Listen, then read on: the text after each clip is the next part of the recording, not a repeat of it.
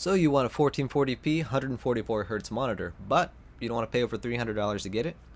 Cue the monoprice 27-inch 0G 1440p 144Hz FreeSync LED gaming monitor, which I will be referring to just as the MP for the rest of this video. So what makes it special? Well, this is the cheapest 1440p 144Hz monitor you can find on the market new right now, and there's really no reviews of it. So after months of waiting for one to come out, I decided to buy it and do my own. Just to let you know ahead of time, this isn't a professional review of a professional monitor. This is a discount review of a discount monitor. So let's start with the important stuff first.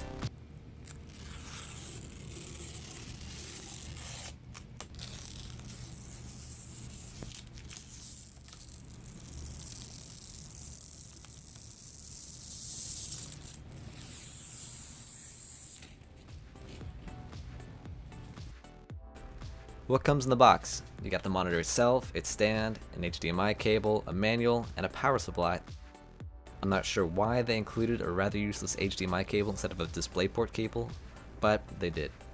So here's the important specs. 2560 by 1440 resolution, FreeSync from 40 to 144 Hz, DVI, HDMI 1.4, HDMI 2.0, and DisplayPort 1.2 inputs, and 4 milliseconds of latency on its 27-inch TN panel. So what's good about it? It's 1440p at 144 Hz. 1080 is on its way out, and 4K still isn't here yet. And I say a higher refresh rate at 1440p is probably the way to go if you want a larger screen like this.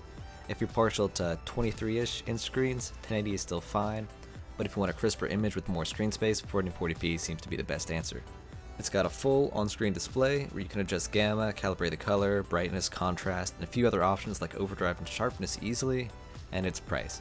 I picked this up for $270 with free 2-day shipping with a promo code a few days ago. In comparison, my Asus PB258Q 25-inch 1440p 60Hz monitor costs $300 new.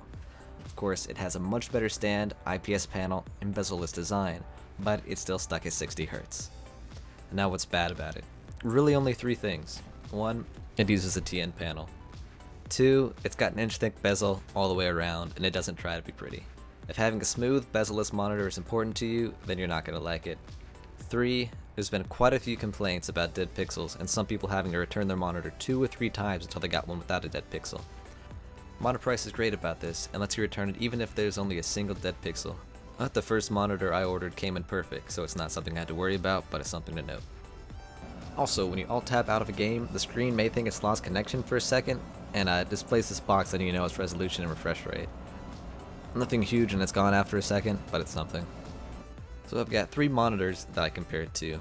1, the cheapest overclockable 1440p monitor that I can find, the QNX 2710 for around $200, a Dell UltraSharp U2711 selling new for $1,000 back in 2010, and an Asus PB258Q with a fully adjustable stand and bezel-less design for $300. The MP has extremely similar dimensions to the QNX, but it has more inputs, a TN panel, and the refresh rate advantage. The bezel is slightly smaller and the monitor is much lighter and thinner while avoiding the risk that come from overseas shipping an off-brand monitor. The MP TN panel is slightly worse than the PLX QNX panel, but doesn't seem to have backlight bleed, and includes an on-screen display to adjust color settings without relying on software, something that the QNX does not have any of. I was able to get the QNX to overclock to 96Hz, but the display quality would kinda suffer. It would have a very slight screen door effect and the hue would turn kinda green, but while it is something you can fix and get used to, it's not optimal. The Dell is massive, hot, and not worth nearly as much today as it was when it came out in 2010, but its colors leave nothing more to be desired. It's got a similarly sized bezel to the QNX and MP, which allows it to fit in my 3-monitor setup without sticking out. It's got height, swivel, and tilt adjustments, as well as multiple inputs and a USB hub, but it is stuck at 60Hz. The Asus is easily the most aesthetically pleasing monitor and has the best pixel density since it's the smallest, and I have no complaints about it whatsoever. It's got extremely minimal backlight bleed on an IPS panel held by a stand with tilt, swivel, and height adjustments, but it would have been way above my budget new, though I was able to find one used for half its current price. I've been able to use these 4 monitors side by side without any hiccups. Only 2 things ever stood out to me: the relative size difference of the 25-inch Asus and the smoothness of the 144Hz MP.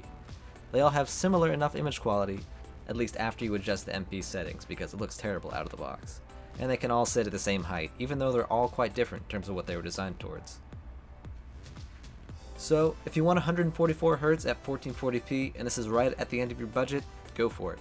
If your budget is $500 or so and you're completely okay with spending that full $500 budget on a slimmer, bezel-less, adjustable monitor, go for that.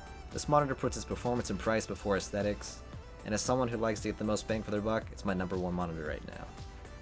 So if you've been on the fence for buying this over the past few months, I'd say to go ahead and pull the trigger, especially if you can find a promo code.